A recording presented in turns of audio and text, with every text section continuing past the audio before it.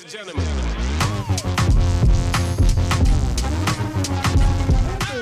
Aujourd'hui, c'est avec beaucoup de joie que j'ai à nouveau Evelyne Chassé, qui est psy, euh, qui est hypnothérapeute et beaucoup de choses. Je ne peux pas faire toute la liste parce que c'est une grande dame qui n'est plus à présenter. Aujourd'hui, on va parler de l'hypnose dans l'ensemble et d'un très bon livre qui est juste derrière moi. La superviseuse de ce livre où il y a eu beaucoup d'intervenants. Merci de nous accorder euh, ton savoir pour nous parler de l'hypnose. Et on va commencer sur ça, si tu veux bien. Merci. Mais bonjour Honorine et merci de m'avoir réinvité sur ta chaîne et merci à tous les auditeurs et auditrices qui nous écoutent. Donc, si on allait plutôt aller sur l'explication de qu'est-ce qu'est l'hypnose. Tu peux nous donner une explication?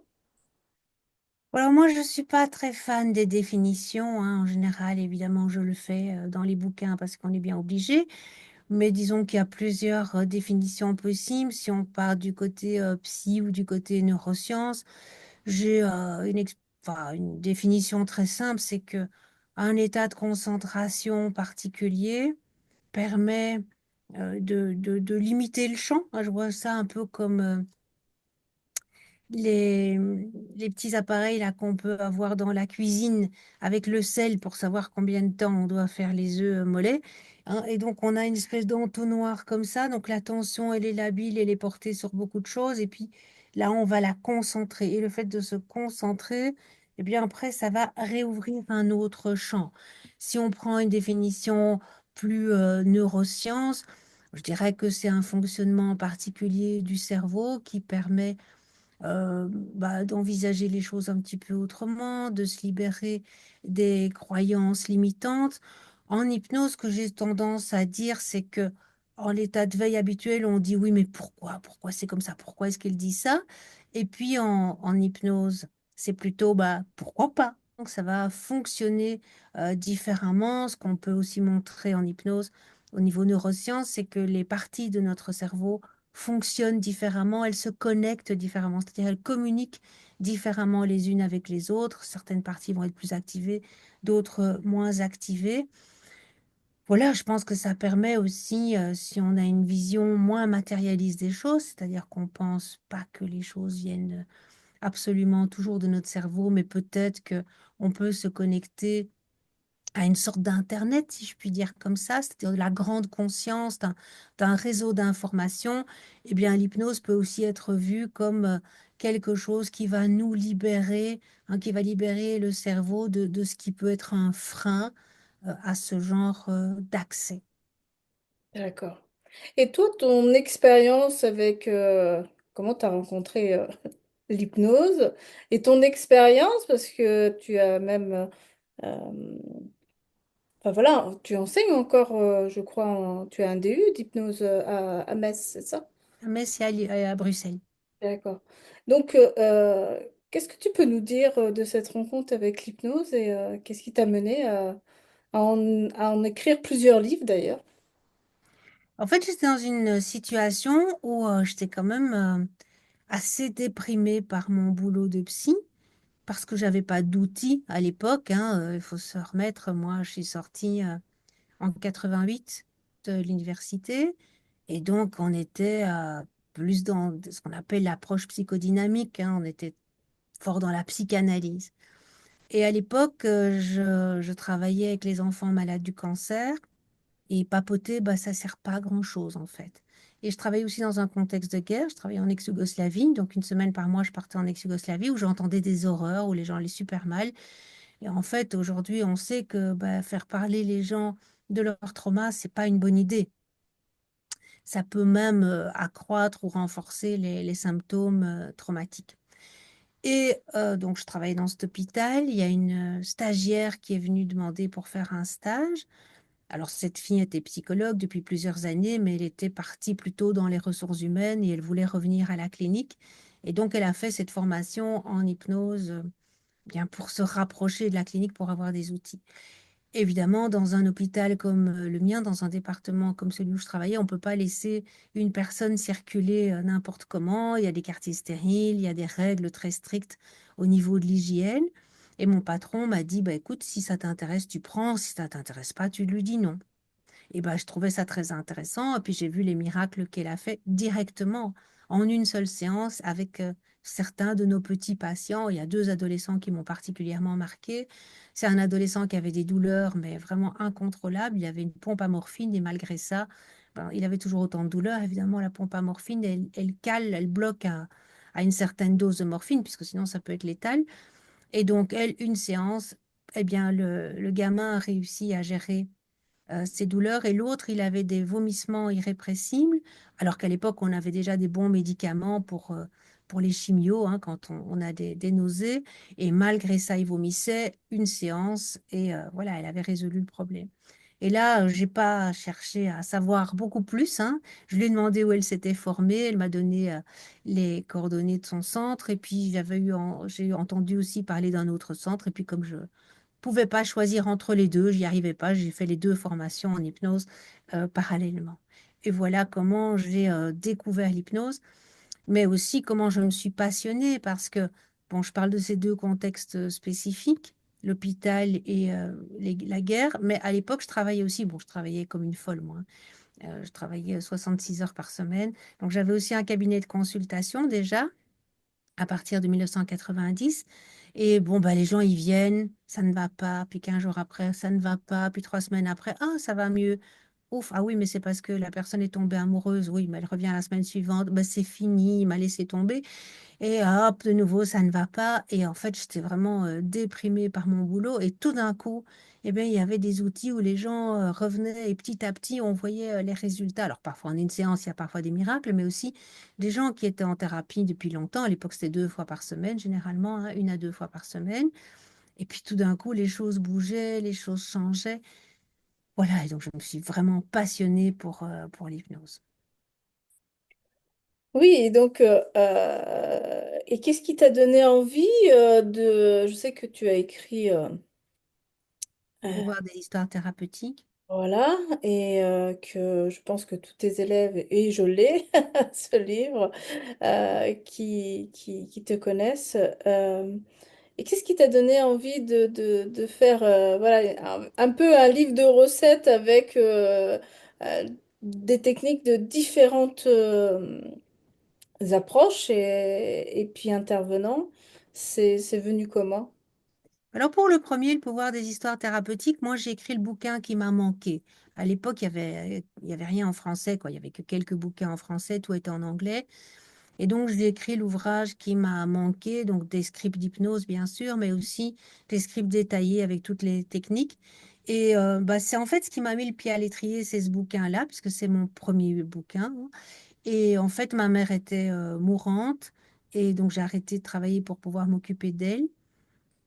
Mais bon, elle dormait beaucoup, elle était très malade. Donc, j'ai commencé à me dire, bah, j'écris des articles. Et puis, je me disais, mais j'ai plus d'articles à écrire, qu'est-ce que je vais faire? Bah, pourquoi pas écrire un bouquin? Et en fait, j'ai terminé le bouquin un petit peu avant son décès. Et 3 jours avant son décès, j'ai eu la nouvelle de l'éditeur qu'il allait publier le bouquin.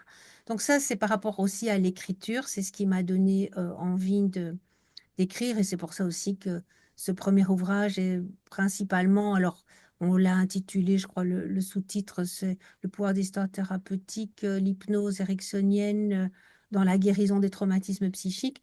Mais en fait, c'est pas seulement les traumatismes, mais c'est toutes les difficultés de vie, puisque je me suis aussi inspirée de ma propre difficulté à traverser ce pré-deuil, hein, puisque je me préparais à la mort de ma mère.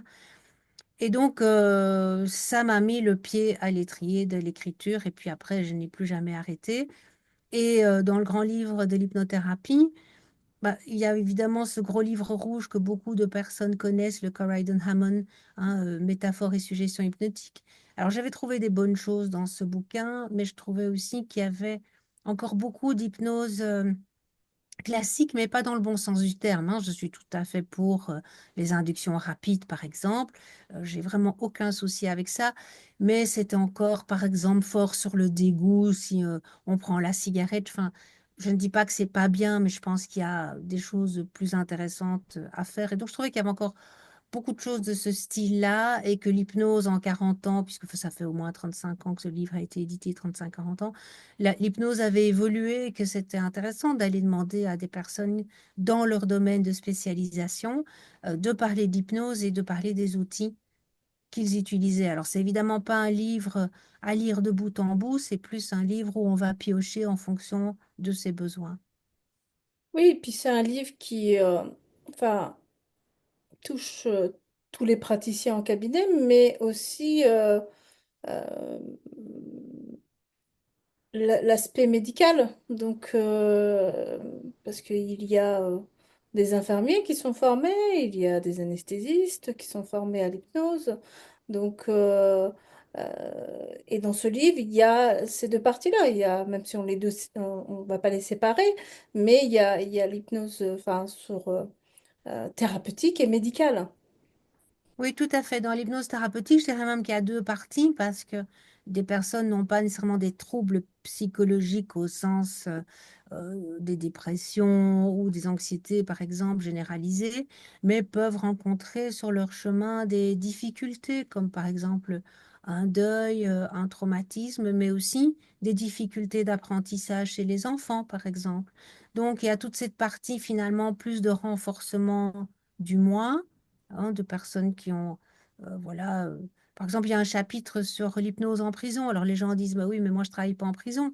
Mais en fait, elle donne des tas d'astuces qui sont utiles pour tout le monde. Par exemple, la prison, c'est un milieu extrêmement bruyant et elle donne des petites techniques comment elle travaille en prison dans des environnements bruyants. Et ça, c'est par exemple quelque chose qu'on peut retrouver dans les milieux médicaux. Donc il y a cette partie évidemment donc aussi où il y a les phobies, les troubles d'anxiété généralisée, la dépression, etc. L'anorexie. J'ai aussi voulu que des personnes écrivent des chapitres sur des sujets qui sont généralement pas abordés. On va souvent trouver des chapitres dans les bouquins sur la phobie, mais pas sur l'anxiété généralisée, qui est beaucoup plus compliquée à résoudre. On va trouver sur les troubles alimentaires, mais plutôt les personnes qui ont quelques kilos à perdre, mais pas sur l'anorexie. Donc j'ai aussi voulu que ces chapitres soient là. Et effectivement, il y a tous les aspects de douleurs chroniques, de douleurs aiguës. De tout ce qui est lié aussi à la dentisterie.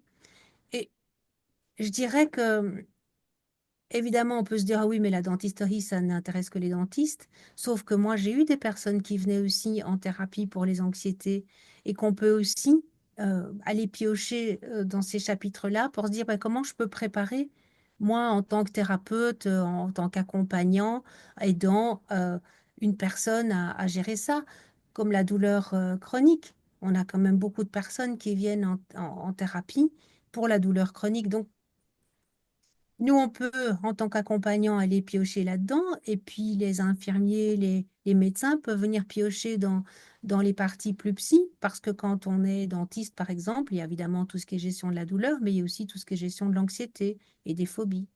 Hmm. Et qu'est-ce que tu pourrais nous dire pour les personnes qui souhaiteraient, qui hésitent à acheter ce livre ou pour nous donner un peu envie du croquant d'aller soit sur une librairie ou Amazon, parce qu'il est disponible partout, hein, la Fnac. Euh, qu'est-ce que tu pourrais nous dire? Moi, c'est un livre que j'aurais acheté jeune psy et même moins jeune, hein, parce qu'en fait, ce sont des livres de référence qu'on ne va pas lire tout le temps, comme je disais, et certainement pas de bout en bout, mais qui permet quand même d'avoir des idées, d'alimenter quand on est face soit tu as certaines difficultés, hein, je parlais de l'anorexie ou de l'anxiété généralisée, ou aussi parfois d'avoir d'autres idées, d'autres angles de vue sur la thérapie et sur une problématique. Alors c'est vrai que c'est un livre qui est relativement cher, c'est pas moi qui fais les prix, hein, parce qu'il a, je crois, 688 pages, donc c'est quand même un gros bouquin et c'est en grand format, donc voilà, il y a quand même de la matière. Euh, mais voilà, je pense que c'est un investissement et qu'on le garde dans sa bibliothèque et qui ne va pas vieillir tout de suite, quoi. Je vais C'est vous un demander. livre comme le Corydon Hammond qu'on peut avoir pendant des années. Moi, j'ai toujours le Corydon Hammond malgré tout, hein. Je ne vais pas le jeter parce que j'ai écrit ce bouquin. Donc voilà le livre hein, de près. Donc il est assez, il y a du contenu, hein, je peux pas vous montrer, mais vraiment, je vous invite à peut-être de vous rapprocher d'une librairie, c'est déjà le feuilleter, et puis si de franchir le pas pour acheter ce livre qui, je pense, pour tout praticien en hypnose, quelle que soit votre branche, peut être une ressource. Mais là, il y a énormément d'intervenants et sous ta direction. C'est Et des gens très connus, voilà. enfin, je veux dire dans leur domaine aussi. Donc, il y a 35 chapitres différents. Je crois qu'il doit y avoir, parce qu'il y a des chapitres qui ont été écrits à plusieurs mains, je pense qu'il y a une quarantaine d'auteurs. Et alors, j'ai la chance qu'il soit préfacé par Roxana Erickson, la fille de Milton Erickson. Alors, elle n'a pas accepté tout de suite. Elle a d'abord demandé pour revoir le livre. Alors, je l'ai fait traduire par DeepL, hein, donc une traduction qui n'est pas extraordinaire sans doute, mais enfin qui était suffisante. Et bon, elle a été impressionnée. Donc là, dès qu'elle a eu le bouquin, elle a accepté tout de suite et elle a été, je trouve, très élogieuse dans sa préface.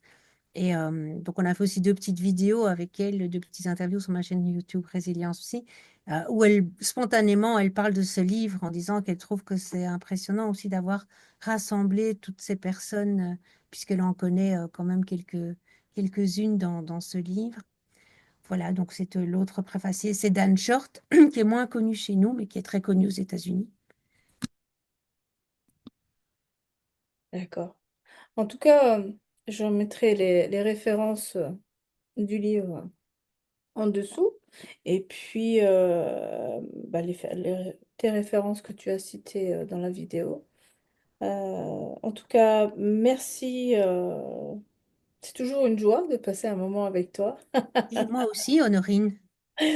Et je remercie les gens de nos deux communautés de nous suivre et puis et bien de partager hein, cette vidéo et puis parce que il y a des informations qui méritent d'être diffusées. Donc c'est pour ça que je prends ce temps-là et puis je vous dis à bientôt pour une prochaine vidéo euh, et puis peut-être une prochaine avec Evelyne si elle le souhaite.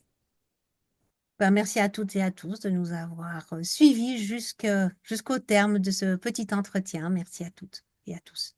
Et merci, Honorine. Merci à toi.